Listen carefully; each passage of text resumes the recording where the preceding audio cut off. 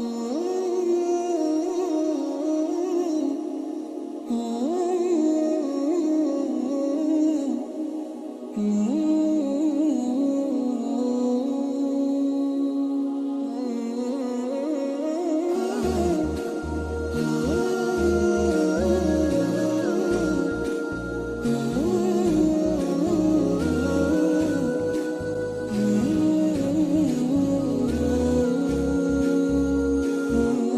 পৃথিবীতে প্রতিটা মানুষ আলাদা।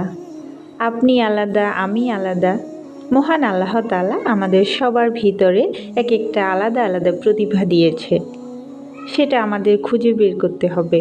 এর এটা আছে, ওটা আছে, এটা করে, ওটা করে। আমার কি আছে, আমি কি করি? আসলে এইভাবে কখনো নিজেকে তুলনা করা ঠিক না। এই পৃথিবীতে প্রতিটা মানুষ অনন্য, শুধু প্রয়োজন নিজের ভিতরের প্রতিভাটাকে কাজে লাগানো।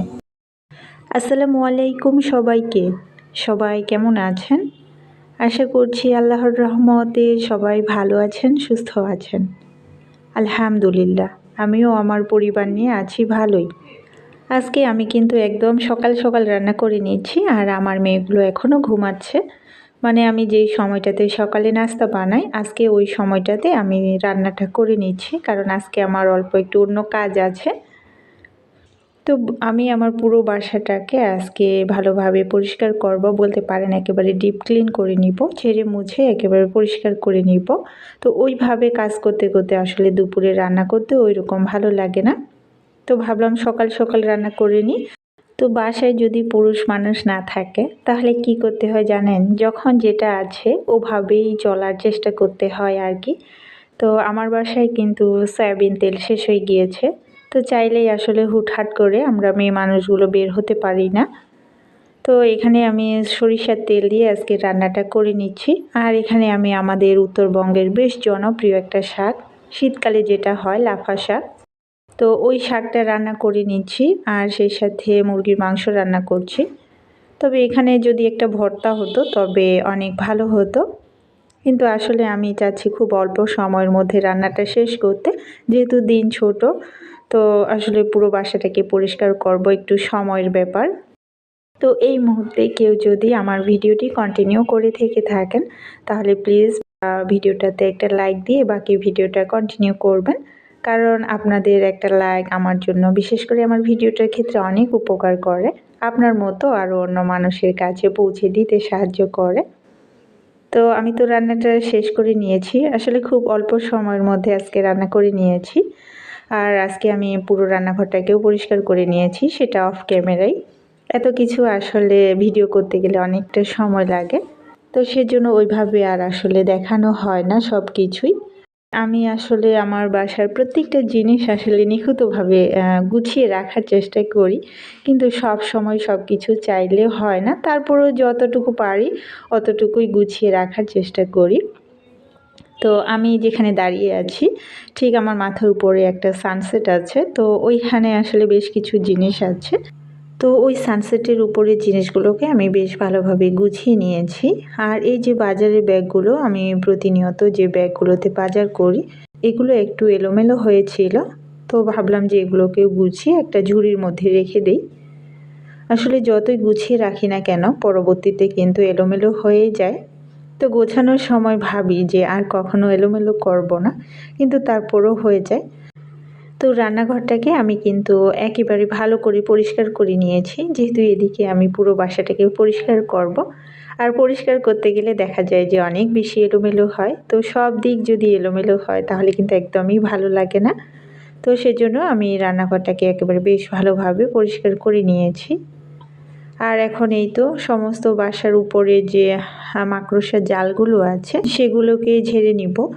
যদিও অতটা হয়নি, তারপর একটু হলে না চোখটা শুধু ওখানেই যায়। তো সেজন্য আমি কিছুদিন পর পর এভাবে করি। আর কিছুদিন পর পর এভাবে যদি পরিষ্কার করে নেওয়া যায় তাহলে কিন্তু আসলে অতটা কষ্টও করতে হয় না। আর খুব অল্প সময়ের মধ্যে দেখবেন যে পরিষ্কারের কাজটা কিন্তু সহজ হয়ে যায়। তো উপরে তোমার জালগুলো ঝেড়ে নিয়েছি, ওইটা আসলে অতটা কষ্টের কাজ, যদিও কষ্ট অতদূর আসলে আগাল পাওয়াও যায় না। তারপরেও কিন্তু ওইটা অল্প সময়ের মধ্যে হয়ে যায়, তবে নিচে যে জিনিসগুলো থাকে সেগুলোকে পরিষ্কার করতে একটু কিন্তু বেশি সময় লাগে। তো আমি কিন্তু প্রত্যেকটা জিনিস আসলে এভাবে পরিষ্কার করে নিয়েছি, যতটুকু পারছি ততটুকু আপনাদের সাথে আসলে শেয়ার করে নিচ্ছি, আর বাকিটুকু তো আমি অফ ক্যামেরাই করে নিচ্ছি। আসলে সব কিছু তো আর দেখানো ওইভাবে সম্ভব হয় না। তো এখানে আমি ওয়ার্ড্রপের উপরটাও ভালোভাবে পরিষ্কার করে নিয়েছি, যেহেতু উপরগুলো ঝাড় দিয়েছি সেজন্য কিন্তু আমি সব পরিষ্কার করে নিয়েছি। তো তারপরে আমি এখন এখানে ওয়ার্ড্রপটাকেও পরিষ্কার করে নিব।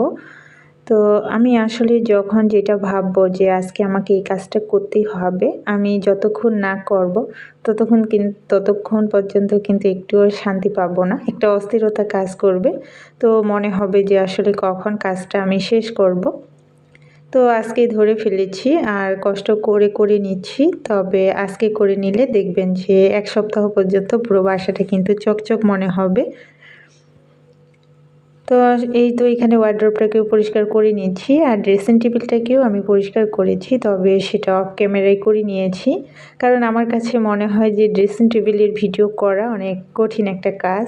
তো ওখানে ভিডিও করতে অনেকটা দেরি হয়ে যায়। তো সব জিনিসগুলোকে যতটুকু পেরেছি মুছে নিয়েছি।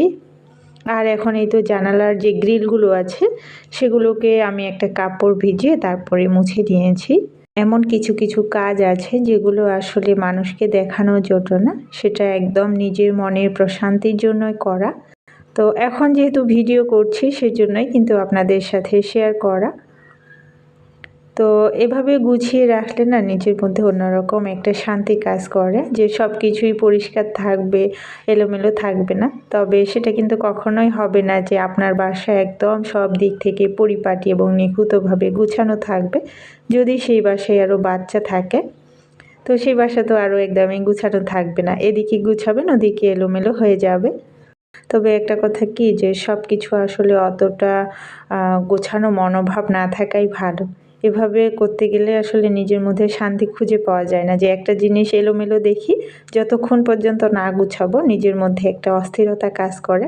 তো এখন ভাবছি যে অতটা গোছানোর স্বভাব মনে হয় যে না থাকাই ভালো। তো আগে কিন্তু আমি যেই জিনিসটা যেখানে গুছিয়ে রাখতাম সেটা যদি সেইভাবে না থাকতো তখন কিন্তু আমি অনেক বেশি রাগ করতাম। তবে সময়ের ব্যবধানে সব কিছু পরিবর্তন হয়ে যায়, হয়তো বা আমিও হয়েছি কিছুটা।